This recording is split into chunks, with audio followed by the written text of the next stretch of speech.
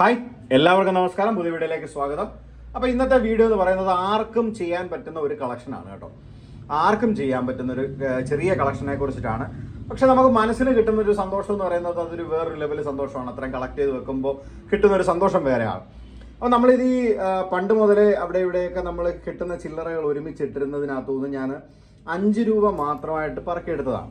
അപ്പോൾ ഇതിൻ്റെ എല്ലാം ബാക്ക് വശം നോക്കിയാൽ ആദ്യം ഓരോ വ്യക്തികളുടേത് അല്ലെങ്കിൽ ഓരോ ഫംഗ്ഷൻ്റേതൊക്കെ ആയിരിക്കും ഫോട്ടോസ്, അല്ലെങ്കിൽ ഒരു ദേവിയുടേതുണ്ട്.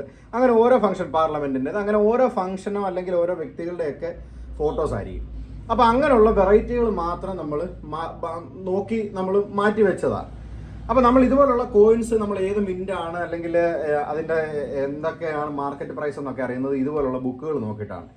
1835 മുതൽ 2019 വരെയുള്ള ഒരു മാർക്കറ്റ് പ്രൈസിൻ്റെതാണ് ഈ ഒരു ബുക്ക് എന്ന് പറയുന്നത്.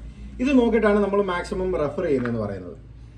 ഈ കാണുന്നത് മിൻറ്റ് മാർക്കുകളാണ്. അതായത് നാണയത്തിൻ്റെ താഴെ ചിലപ്പോൾ നിങ്ങൾ നോക്കിയാൽ ഇതുപോലൊരു ഡയമണ്ട് ഷേപ്പോ അല്ലെങ്കിൽ ഡയമണ്ടിനകത്തൊരു ഡോട്ട് വരുന്നതോ സ്റ്റാറോ ഡോട്ടോ അല്ലെങ്കിൽ ഡയമണ്ടിൻ്റെ പകുതി വെച്ച് കട്ട് ചെയ്ത് ഒരെണ്ണം അങ്ങോട്ടും ഒരെണ്ണം ഇങ്ങോട്ടും വരുന്നത്. അപ്പോൾ ഓരോ മിൻറ്റ് മാർക്കാണ് ഈ കാണിച്ചിരിക്കുന്നത്.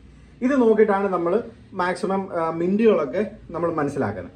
അപ്പോൾ നമുക്കിനി 5 രൂപയുടെ ഒരു വെറൈറ്റി നോക്കിക്കഴിഞ്ഞാൽ ഇങ്ങോട്ട് വന്നു കഴിഞ്ഞാൽ 5 രൂപയുടെ വെറൈറ്റി ഇവിടോട്ട് വന്നു കഴിഞ്ഞാൽ ഇത് കണ്ടില്ലേ.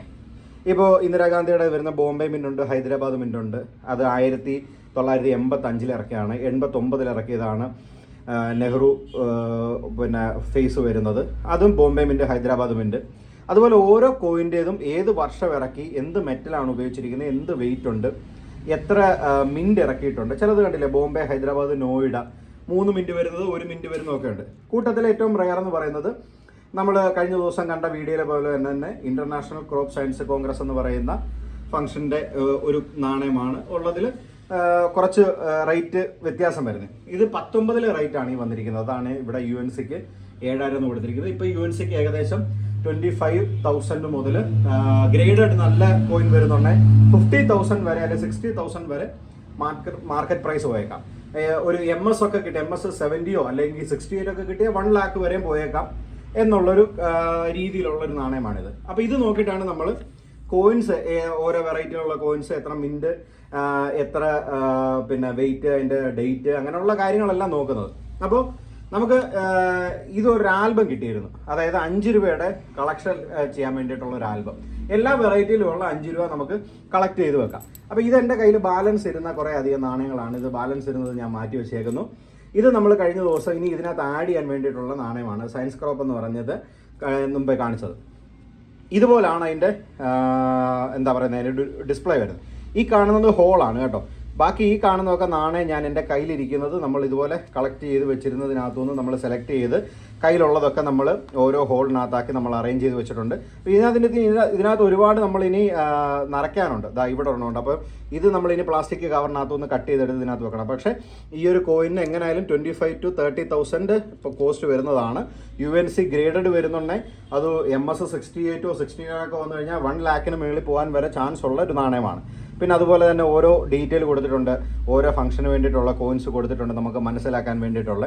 അങ്ങനെ കുറേയൊക്കെ എൻ്റെ കയ്യിലുള്ള കുറേ അധികം കോയിൻസ്, അതായത് ഇതൊന്നും നമ്മൾ പൈസ കൊടുത്ത് വാങ്ങിച്ചതല്ല. ബസ്സിൻ്റെ ടിക്കറ്റ് എടുത്തിട്ടുള്ള ചില്ലറ കിട്ടുന്നതോ കടയിൽ നിന്ന് സാധനം വാങ്ങിച്ചിട്ട് ചില്ലറ കിട്ടുന്നതോ ഒക്കെ നമ്മൾ വെച്ചിരുന്നതിനകത്തുനിന്ന് നമ്മൾ വെറൈറ്റി നോക്കിയിട്ട്, അതായത് ബാക്ക് സൈഡിലത്തെ ഓരോ ഫോട്ടോസും വെറൈറ്റി നോക്കിയിട്ട് മാത്രം നമ്മൾ മാറ്റി വെച്ചിരുന്നത്.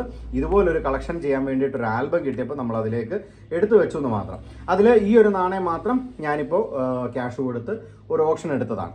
അപ്പോൾ ഇതുപോലൊക്കെയാണ് നമ്മൾ ഓരോന്നും കളക്ട് ചെയ്യുന്നത്. അപ്പോൾ ഇതുപോലുള്ള കൊച്ചു കൊച്ചു സന്തോഷങ്ങൾ കണ്ടെത്തി മുന്നോട്ട് പോവുകയാണെങ്കിൽ നമ്മൾ ആവശ്യമില്ലാത്ത ഒരു കാര്യങ്ങളിലേക്കും പോകാതെ ഇതുപോലുള്ള കാര്യങ്ങളിലേക്ക് മനസ്സ് ഡൈവേർട്ടായി പോവുകയും ഇതിൽ നിന്ന് കിട്ടുന്ന ഒരു സന്തോഷം എന്ന് പറയുന്നത് വേറൊരു ലെവലുമായിരിക്കും. അപ്പോൾ നിങ്ങൾ കുട്ടികളെ ഇതുപോലുള്ള കാര്യങ്ങളൊക്കെ കാണിക്കുകയും പഠിപ്പിക്കുകയും ഒക്കെ ചെയ്തു കഴിഞ്ഞാൽ അവരുടെയും മൈൻഡ് വേറൊരു രീതിയിൽ ഡൈവേർട്ടായി പോവാതെ നമുക്ക് നമ്മുടെ രീതിക്ക് അനുസരിച്ച് തന്നെ, അല്ലെങ്കിൽ കുട്ടികൾക്ക് പഠിക്കാനുള്ള ഒരുപാട് സംഗതികൾ ഇതിനകത്തുണ്ട്.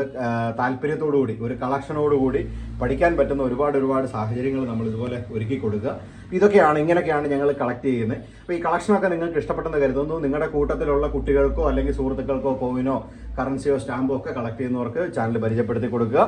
അപ്പോൾ ഇതുപോലുള്ള ഒരുപാട് ഇൻഫർമേറ്റീവ് വീഡിയോസുമായിട്ട് നമുക്ക് വീണ്ടും കാണാം. എല്ലാവർക്കും ഈ വീഡിയോ ഇഷ്ടപ്പെട്ടെന്ന് കരുതുന്നു. അപ്പോൾ അടുത്തൊരു നല്ല വീഡിയോ ആയിട്ട് കാണുന്നിടം വരെ താങ്ക് യു. സേതു.